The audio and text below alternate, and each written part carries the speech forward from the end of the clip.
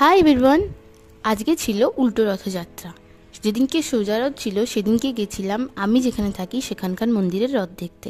আর আজকে যাচ্ছি কুলটিতে রথ দেখতে। কুলটিতে কখনোই সেভাবে রথ দেখতে যাইনি, তাই আজকে ইচ্ছা হলো যে কুলটির রথ দেখবো। তো দেখো আমরা বাড়ি থেকে বেরিয়ে গেছি আর আমরা অটো করেই যাচ্ছি সেখানে। আর দেখো আমরা নেমে পড়েছি আর এটা হলো এলসি মোড়। এখান থেকে হাঁটতে হবে, আর হাঁটতে হবে না, মানে এখান থেকে কেউ চাইলে হাঁটতেও পারো, কেউ চাইলে অটো টোটো বা নিজেদের যদি পার্সোনাল গাড়ি থাকে সেটাতে করেও আসতে পারো।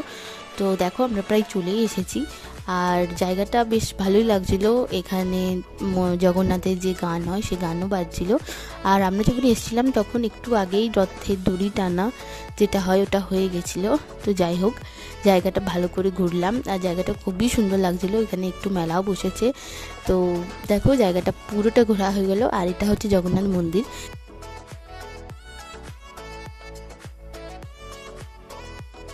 আর দেখো এখানে মেলাও বসেছে।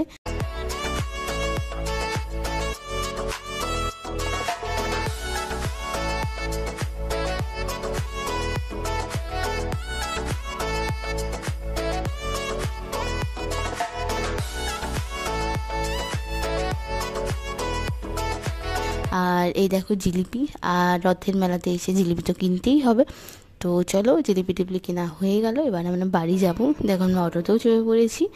তো দেখো আমরা বাড়ি চলে এসেছি আর বাড়ি এসে একটু চাটা খেয়ে রেস্ট টেস্ট নিয়ে আজকে বানাবো একটু চটজলদি মশলাদার পনির। তো দেখো প্রথমে তেল গরম করে পনিরগুলো ভেজে নিতে হবে আর তারপর তেলের ওপর একটু চিনি আর একটু লঙ্কা কুচি দিয়ে একটু নেড়ে নিয়ে টমেটোগুলো দিয়ে দিতে হবে। আর টমেটোগুলো দেওয়ার আগে একটু মশলাগুলো সব দিয়ে দিতে হবে। আর তারপর টমেটোটা যখন একটু নরম হয়ে আসবে তখন আমার মতো চিনি নুন দিয়ে এটাকে আর একটু নাড়তে হবে। আর তারপর সামান্য একটু জল দিতে হবে। আর এখানে দেখো টক দই নিয়ে নিয়েছি। টক দইয়ের মধ্যে লঙ্কা গুঁড়ো, হলুদ গুঁড়ো, জিরে গুঁড়ো আর ধনে গুঁড়ো, গরম মশলাগুলো দিয়ে একটা পেস্ট বানিয়ে এটা তেলের উপর দিয়ে দিতে হবে।